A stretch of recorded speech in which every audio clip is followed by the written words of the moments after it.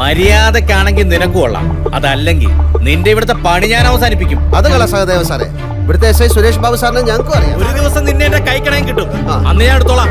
ചേട്ടനതിന് എനിക്ക് വേണ്ടി അയാളുടെ വഴക്കുണ്ടാക്കാൻ പോകുന്നു. ഇതിന് പോലീസിനെ പേടിക്കണം.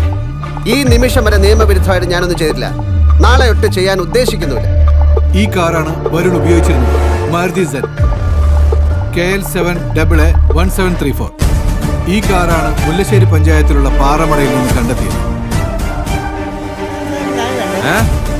വേണ്ട വേണ്ട, ഒരു വള്ളിക്കെട്ട് കേസ് വന്ന് കയറിട്ടുണ്ടാ, അപ്പൊ അതിന്റെ പുറകെ ഇവിടെ അടുത്തൊരു പാറമട കുളത്തിൽ കിടന്ന് ഒരു മഞ്ഞ മാരുതി സെൻ കാറ് കിട്ടിയെന്ന് ചൊരിക്കണമെന്ന് കരുതി ഇങ്ങനെയൊന്നും ചെയ്യരുത്.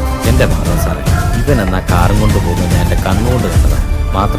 മാത്രമല്ല ഇപ്പൊ ആ കാറിന്റെ കാര്യം പറഞ്ഞപ്പോ അവിടെ ഞെട്ടി. സാറ് ശ്രദ്ധിച്ചു, അവന്റെ ഉള്ളിൽ പേടിയുണ്ടെങ്കിൽ അവനിപ്പോ ഒന്ന് തിരിഞ്ഞു പോകും.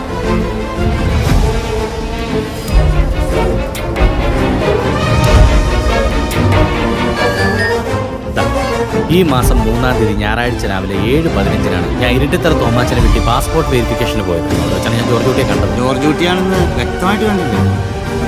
എടോ, അന്ന് താനും കണ്ടെന്നല്ല താൻ എന്നോട് പറഞ്ഞത്.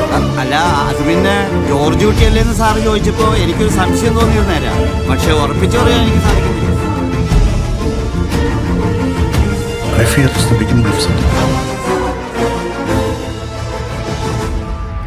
ഞാൻ പണ്ട് പറഞ്ഞിട്ടുള്ളൊരു കാര്യമുണ്ട്, ആവശ്യമില്ലാത്ത ടെൻഷൻ നമ്മളെ അപകടത്തിലാണ്.